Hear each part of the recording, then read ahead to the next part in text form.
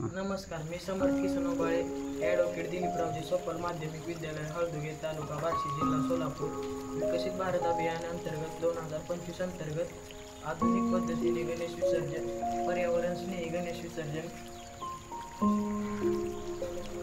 मला सुचलेली कल्पना आधुनिक पद्धतीने गणेश विसर्जन, पर्यावरण स्नेही गणेश विसर्जन. तसेच काही वेळा लोक गणेश मूर्तीचे विसर्जन समुद्रकिनारी करतात व त्या मूर्त्या तशाच पडून राहतात. त्यामुळे गणेश मूर्तीची विटंबना होऊ शकते.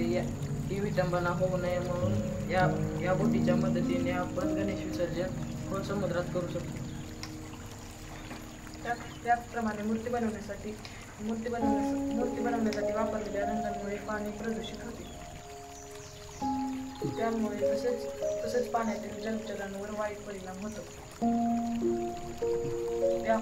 त्यामुळे या सर्वांमुळे सामाजिक आरोग्य बिघडते.